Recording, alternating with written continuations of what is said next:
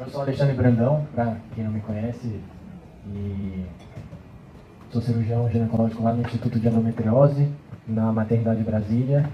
A gente atua muito na área de cirurgia ginecológica minimamente invasiva. Porto Carreiro e a Jordana estavam naquela foto, aquela foto foi tirada no Rio, mas umas semanas depois eles vieram para Brasília e eu tirei uma foto daquelas também com eles. E assim, desde o começo eu venho acompanhando e venho fazendo essa parte de radiofrequência. A minha primeira radiofrequência foi com o Porto Carreiro, do lado, segurando na mão, mostrando ali na ecografia, porque tem uma experiência muito grande na área.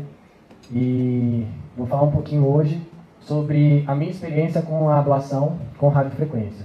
Primeiro eu tenho que agradecer o Júnior por ter organizado, por ter feito o convite, e a Neomed por propiciar a todos nós termos esse encontro para a gente poder comer uma carne boa, né? E também falar um pouquinho de radiofrequência. Mas eu vou falar, assim, a gente foi combinando mais ou menos como que seriam as aulas, e o Júnior me falando o que você ia falar. Eu falei, não, beleza, eu já sei mais ou menos, já tinha assistido aulas suas sobre isso. Falei, não, então o Porto Carreiro vai apresentar a radiofrequência e eu vou falar um compilado de alguns casos, de alguma experiência que eu tive com pacientes de radiofrequência. E eu sou um entusiasta da técnica, assim, eu acho que tem o seu nicho, não são todas as pacientes que vão fazer a radiofrequência, mas tem muita vantagem. E eu vou falar um pouco sobre isso. Mas também a gente tem que entender como ela funciona hoje. Hoje eu acho que a gente tem duas dificuldades. A primeira e a maior de todas é a liberação do convênio, que eu vou deixar o pessoal lá do fundo resolver. E aí a outra é a nossa, da realidade, que é uma técnica relativamente nova, que nós médicos, como um todo, não conhecemos muito bem, tanto que tem pouquíssimos trabalhos, o N desses trabalhos é pequeno.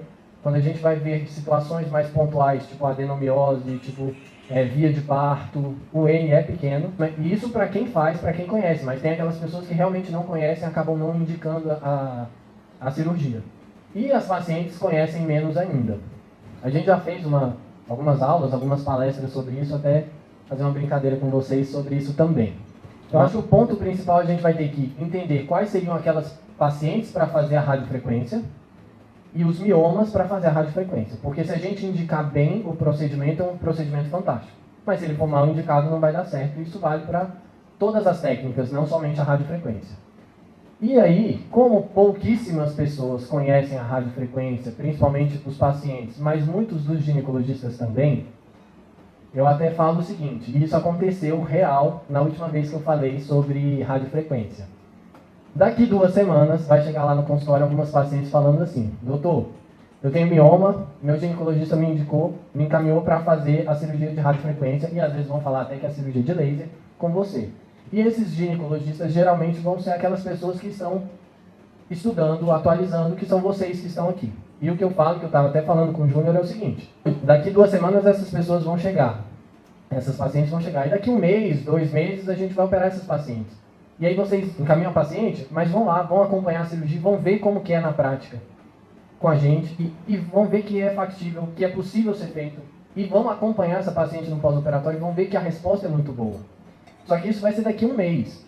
Só que daqui 2 meses, essa nossa paciente que a gente operou, vai falar para a amiga dela. E aí a amiga dela vai vir falando, doutor, eu tenho mioma, minha amiga operou, e agora eu quero operar também com aquela cirurgia que não tem corte. E essa é a questão da gente começar a divulgar. Só que assim, a amiga vai falar para outra, a gente está tirando foto, vai colocar na rede social. Então assim, as pessoas vão começar a conhecer um pouco mais a técnica. E a partir do momento que essa técnica for mais conhecida, nós vamos ter mais resultados e isso vai virando uma bola de neve positiva. Só não é porque a gente hoje tem uma trava ainda, que é o convênio liberar a cirurgia. Então a gente, em algumas situações, nós já conseguimos, já tem uma via que alguns convênios liberam, já tem algumas vias judiciais também ali, a ANS e tudo, que a gente também consegue.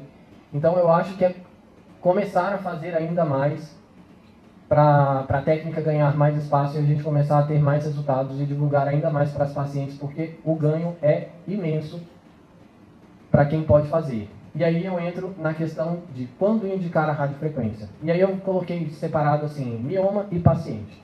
Mioma, Porto Carreiro falou bem sobre isso, eu vou só passar rapidinho. E aí eu vou contar um pouquinho de algumas experiências que eu tive com algumas das pacientes. Então, voltando naquela imagem, o que eu colocaria que é aquilo que Porto Carreiro colocou, que está naquele artigo, principalmente, mioma 0 e 1 é esteroscopia. Mioma 2, quando ele é muito grande, acaba que o componente intramural também vai ser grande, e a gente pode ter alguma dificuldade com esse componente intramural numa esteroscopia. E às vezes essa esteroscopia tem que ser realizada em 2 ou 3 tempos. Mas quando a gente está pensando em radiofrequência, aí deixa 6, 7, 8 para via abdominal, e do 2 ao 5, e aí não é só 2/5, mas é do 2 ao 5, eu acho que é o grande espaço da radiofrequência. Isso aqui são imagens de pacientes que a gente operou. Mioma, aqui uma imagem mais já de perto mostrando o endométrio, a linha do endométrio, um mioma grande que essa paciente tinha. Ela tinha também um outro mioma, esse aqui encostava na linha do endométrio, esse outro maior não. E ela tinha sintomas referentes a esse mioma, e ela tinha também queixas intestinais que poderiam estar relacionadas a esse outro mioma. Aqui uma outra imagem mostrando eles, caracterizando eles bem, para mostrar assim, miomas, principalmente intramurais, o tamanho dele, né, do 2 ao 5, o tamanho, eu ficaria até ali os 5, 6, eu acho que quando a gente passa para miomas muito grandes, o volume do mioma acaba dando alguma sintomatologia. E nem sempre a gente consegue uma redução tão significativa no volume do mioma com a radiofrequência. Seria como se a gente queimasse o mioma a ponto da célula morrer, ela vai parar de sangrar e ela vai diminuir de volume. Mas não sei se o suficiente para aquela paciente ficar satisfeita com aquele resultado. E às vezes aquela massa ali pode ainda fazer alguma compressão, pode ainda abaular um endométrio. Então, miomas muito grandes eu ainda tenho algum receio em relação a isso. E aí a gente vem para a questão das pacientes. Qual seria a paciente para a gente fazer, né, situações reais do nosso dia a dia? E aí eu queria trazer alguns pontos para a gente pensar bem as indicações. E o principal, que eu acho que no final da história, vai ser escutar a paciente, ver o que aquela paciente tem para falar para a gente. Tá? Eu trouxe essa imagem porque a estética também é um ponto que deve ser levado em consideração, porque a gente está falando de uma cirurgia que não tem corte. Essa imagem é realmente para chamar a atenção de vocês. Essa aqui é a Mervyn. Vocês sabiam que ela teve uma cirurgia de vesícula aberta? Hoje em dia, a gente falar em fazer uma cirurgia de vesícula aberta é algo meio absurdo. E eu acho que hoje, se a gente trazer para a ginecologia, fazer uma laqueadura, fazer um cisto de ovário, fazer uma gravidez ectópica, fazer até esterectomia em várias situações, é algo que beira um absurdo em situações em que a gente não tem o problema do dinheiro, que é a parte do serviço público. Então, infelizmente, no Brasil hoje a gente tem que colocar aquele asterisco ali. E eu acho que muitas pacientes que têm indicação de operar esses miomas eles não vão ser acessíveis por via esteroscópica, vai ser por via abdominal.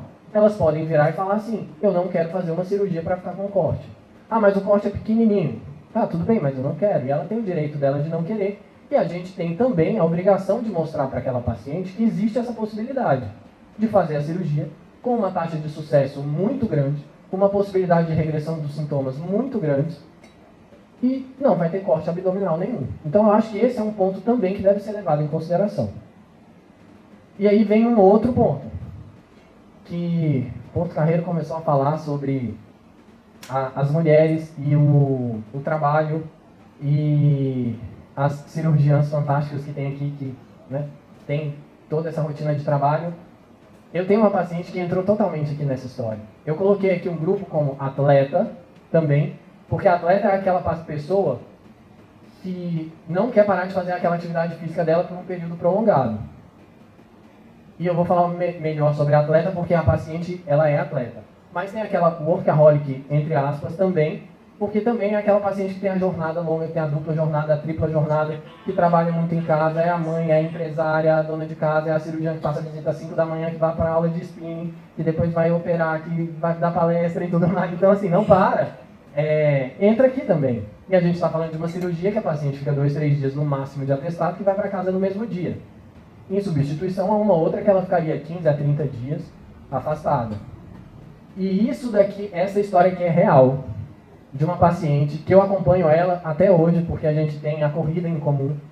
Ela veio para mim e falou assim, doutor, eu tenho, numa respirada só, ela soltou tudo em uma frase sem colocar ponto final. Eu tenho um mioma, eu sangro muito, eu tenho anemia, meu ginecologista me indicou operar, mas não quero ficar afastada. Tá? Porque ela tem uma rotina, ela falou, eu trabalho 12 horas por dia, eu sou atleta, eu vou correr uma meia maratona daqui 2 meses e uma maratona daqui 6 meses. Só que a anemia está me atrapalhando, porque eu fico cansado, eu não consigo produzir igual eu produzia antes, eu não estou rendendo tão bem quanto eu gostaria nos treinos para corrida. Só que eu quero uma recuperação rápida, eu quero fazer a cirurgia sem corte, é uma pessoa que também valoriza muito a questão estética, e ela falou, e o meu médico me falou que eu posso fazer essa cirurgia e eu quero fazer. Eu falei, ótimo, perfeito, a indicação para a pessoa é essa, tudo bem, mas eu só preciso ver o seu mioma. Deixa eu ver o seu mioma antes da gente falar que vai fazer. E aí ela veio me mostrar os exames. E esse aqui é uma ecografia que ela fez. Então essa aqui é a linha do endométrio dela e ela tem um mioma que ele toca a linha do endométrio fúndico, mas é um mioma que por histeroscopia seria muito complicado da gente fazer qualquer abordagem. Teria que ser por via abdominal. Mas a via abdominal ela não queria, ela queria tentar as outras vias antes. E aqui a gente foi, vamos fazer a radiofrequência. Acho que é a indicação ótima, acho que a gente pode ter um resultado muito bom. E essa daqui, esses pontos hiperecogênicos do mioma são pós-ablação. Então a gente faz a ablação, esse mioma, enquanto ele está queimando ali, ele faz esses pontos hiperecogênicos. Então aqui a gente pode ver essas imagens. E, detalhe, da própria paciente, a cirurgia estava marcada às 10 horas da manhã, por questões de logística, de ecografia, de centro cirúrgico. Ela foi treinar entre 6 e 7, só me avisou na hora da cirurgia. Ela internou às 8, fez a cirurgia às 10, às 18 ela já estava em casa. No dia seguinte, ela já estava trabalhando e 48 horas depois ela já estava treinando. E aí ela só me avisou também no retorno. Não, ela não para, ela é ligada na tomada. 2 meses depois ela fez uma meia maratona, 6 meses depois ela fez a melhor maratona da vida dela, em Chicago, postou em todos os lugares que você imagina, e aí eu quis acompanhar e acompanho ela pelas corridas e tudo mais. E o que eu orientei ela? A gente orienta o jejum de sólido de 8 horas, mas o jejum de líquido de 2 horas. Eu sempre falo para as pacientes, ó, tem o Fresobin, que é o mais indicado para você tomar mais. Na falta dele, porque pode ser mais difícil de achar, toma um Gatorade. Aí ela treinou, tomou Gatorade aqui, Gatorade aqui depois do treino, foi para a cirurgia e estava bem, estava hidratada, estava tranquila. Então assim, essa é uma paciente que representa muito a mulher que vai se beneficiar demais dessa cirurgia, tá? E aí vem uma outra paciente que chegou para mim, também indicada por um colega, numa avaliação pré-gravidez, tá? Ela veio com 3 miomas. O mioma 1 com 4 centímetros, um figo 2/5. O mioma 2 com 5 centímetros, figo 5. O mioma 3 centímetros, figo 3. E essa paciente veio e falou assim, com desejo de gestação, indicação de miomectomia por via abdominal, laparoscópica, robótica, por favor, mas, né, se possível não aberta, por 3 ginecologistas. E todos, além do obstetra dela, porque ela já acompanhava com o obstetra, indicaram cesariana em caso da realização da miomectomia por via abdominal. Só que a paciente falou, eu quero muito um parto normal, eu quero muito tentar um parto normal.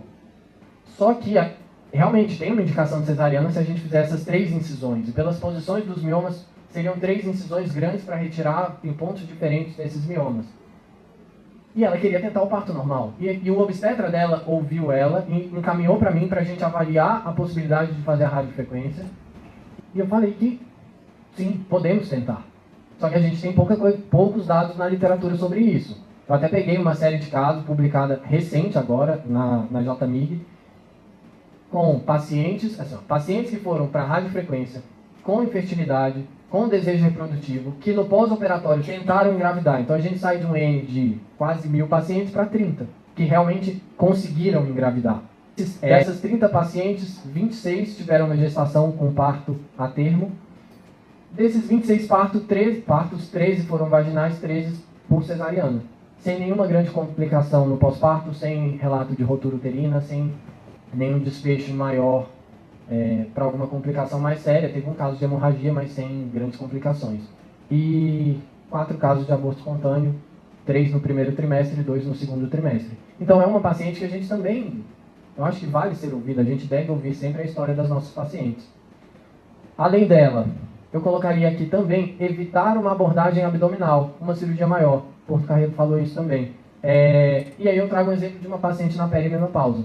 Então, algumas pacientes na perimenopausa têm um sangramento uterino aumentado, tem algumas que têm um mioma e a gente sabe que aquele componente do mioma leva ao sangramento, que às vezes ela vai sangrar até alguns anos a mais do que ela sangraria por causa daquele mioma. Se a gente faz a ablação naquele mioma, naquele ponto, ela pode entrar na menopausa ali por volta dos 50, quando realmente ela entraria, sem grandes transtornos, sem ter que fazer uma cirurgia de grande porte como uma histerectomia. E existem também algumas situações que a gente pode querer, ou também deve querer, evitar a abordagem abdominal em pacientes com cirurgia prévia, ou pacientes com endometriose, ou pacientes que a gente sabe que tem muitas aderências, que tem reto colado na serose uterina, que o acesso não é tão adequado e que tem um mioma. Que se a gente fizer uma cirurgia por via abdominal, vai ser uma cirurgia de um porte muito maior, que vai entrar com abordagem intestinal, com ressecção de sigmoide, que às vezes vai fazer uma retsigmoidectomia. Então, nesses casos, a gente pode, e a paciente tem um mioma sintomático, a gente pode pensar nessa possibilidade. Aqui tem que tomar um cuidado extremo para não chegar com a agulha no reto, mas aí também é pesar os riscos e os benefícios. Então, são situações que a gente deve avaliar. Eu nunca peguei uma paciente com endometriose assim, que precisasse abordar o mioma, que a gente não fosse abordar a endometriose. Mas eu acho que deve ser sempre levado em consideração. Já a paciente na perimenopausa, eu tive uma paciente assim, que teve uma resposta boa. E o mais interessante é que, assim, eu fiz a radiofrequência nela, ela estava com 48 anos aproximadamente. Ela continuou menstruando mensalmente, mas num volume bem menor, numa duração menor de dias também, até os 50 anos. E aí ela parou de menstruar. Eu, preparando aqui a aula, né, voltei a conversar com algumas dessas pacientes, e essa da perimenopausa foi uma delas. Então, assim, né, recapitulando, quando indicar a radiofrequência, o mioma, eu colocaria do mioma 2 ao 5, e levando em consideração também o 2, eu não descarto a possibilidade de, se o 2 tiver um componente submucoso grande, você faz uma esteroscopia. Isso eu já fiz em um caso também, que eu fiz a esteroscopia diagnóstica, foi até o primeiro caso que eu fiz com o Porto Carreiro. Eu fiz a esteroscopia diagnóstica, vi o componente submucoso, tirei, a gente fez a ablação dos miomas que tinham que fazer fora esse submucoso, a gente fez a abordagem desses 2 submucosos. Só que aí esse submucoso que já tinha sido feito a ablação, ele já não tinha muita vascularização, ele já estava cauterizado. Então era um mioma que não sangrava, que você conseguia fazer uma ressecção bem mais fácil.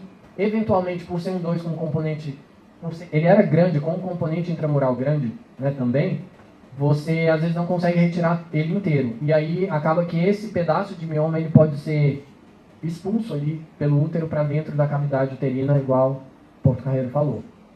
Então, assim, o que eu queria trazer de principal para vocês era em relação a essa questão das pacientes. Eu acho que a gente tem que escutar muito elas e sempre tentar indicar o que a gente tem de melhor. E se a gente não está preparado ainda para fazer o que tem de melhor, correr atrás, igual todo mundo que está aqui, para conhecer a técnica, para aprender a técnica e começar a fazer também. É completamente factível, não é nada do outro mundo. E quem tem alguma experiência em transvaginal consegue fazer. Quem não tem, cola com outra pessoa que tenha e vai aprendendo, que com o tempo a gente consegue começar a fazer com uma certa tranquilidade. É isso. Obrigado.